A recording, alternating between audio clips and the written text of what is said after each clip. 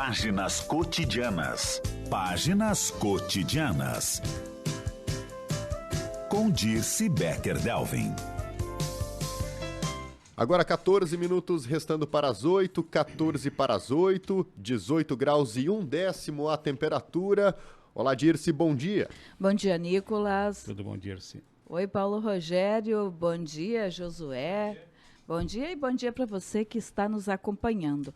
Na última sexta, eu estive em Porto Alegre visitando o médico oftalmologista Joaquim José Xavier.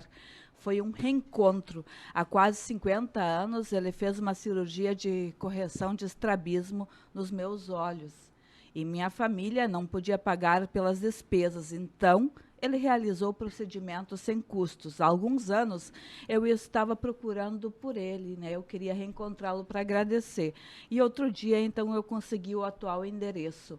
O Dr. Joaquim, ele tem 76 anos de idade e segue atendendo em sua clínica, que fica de frente ao Hospital Santa Casa, em Porto Alegre. Como eu tinha memórias muito vagas da época da cirurgia e ele pouco se lembrava de mim, foi um reencontro em que tudo soava novidade. Foi preciso que a gente se apresentasse. E como acontece nessas devidas apresentações, num primeiro momento, penso eu, que a pessoa destaca aquilo que ela quer recortar da sua história. Ela destaca, conta coisas relevantes que ela enxerga em negrito e que ela gostaria que outros soubessem o que são importantes para ela. Quando ele falou em si, o Dr. Joaquim fez questão de mostrar o recorte de uma coluna do jornalista Paulo Santana, falecido em 2017. O texto, publicado à época na Zero Hora, fala da festa de recasamento do médico. Na verdade, isso em 2016, festa de recasamento do médico com a sua ex-esposa, a Débora. Depois de mais de 11 anos separados, Joaquim e Débora decidiram se casar novamente, com direito à cerimônia e promessas matrimoniais. E o Santana escreve sobre esse reencontro conjugal e ressalta que os dois conseguiram manter o respeito um pelo outro a ponto de não perderem o encanto e admiração mútua no período em que estiveram separados. E eu fiquei pensando que isso é uma grande façanha, ficar separado tanto tempo e ter conseguido preservar as coisas boas da relação, porque se tivessem, digamos, ranços muito grandes, se um tivesse talvez diminuído o outro, enfim, se atrapalhado nesse sentido, isso não seria possível. Eu acredito que eles, quando se separaram, não sobrepuseram os motivos que desencadearam o fim da relação, as virtudes que enxergavam um no outro nos anos em que conviveram juntos. E eu fiquei pensando, se tu compartilhas, se tu divides a vida com uma pessoa, a vida cotidiana e afetiva, não diminui ela nas conversas que tu tens com teus amigos. Não ridiculariza teu companheiro, tua companheira, nas rodas de conversa, nos locais que frequentas, nas jantas das quais participas. Se tu estás convivendo com a pessoa, quando tu falas mal dela, se tu constranges ela em público, eu penso que talvez tu estás falando de ti mesma, afinal, porque tu continuas com essa pessoa.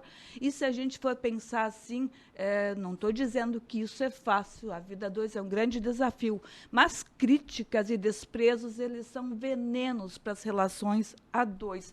E imagina, então, tem aquelas pessoas que deixam frases com enigmas no Facebook e que parece que são endereçadas a outra pessoa, ao companheiro ou à companheira dessa pessoa. E se a gente pensar em manifestações de desprezo, pessoalmente, que dirá públicas, eu acho que elas são muito destruidoras. Então, se a gente pensar nisso, tem aquele ditado popular, roupa suja a gente lava em casa, as questões conjugais, as questões da vida a dois, se eu estou incomodado com o outro, como eu deveria conversar isso com ele em casa, e não quando eu vou na janta com a pessoa, diante dos outros, eu digo, mas ele é teimoso, mas o Nicolas nunca amarra os cadarços do sapato.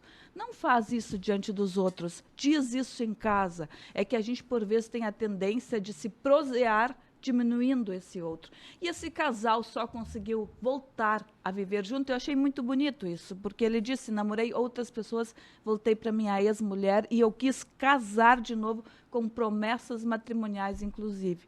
Por quê? Porque eles conseguiram manter o respeito mesmo quando não moravam mais na mesma casa, mesmo quando tiveram outras relações conjugais. É interessante isso que você fala, e tem também uma frase conhecida que é quando Pedro fala sobre Paulo, sem mais de Pedro do que de Paulo. Ou seja, quando a gente expressa a nossa opinião a respeito de algo, muitas vezes a gente está dizendo muito mais sobre nós mesmos do que a respeito da outra pessoa. Essa frase é do Freud, inclusive, né?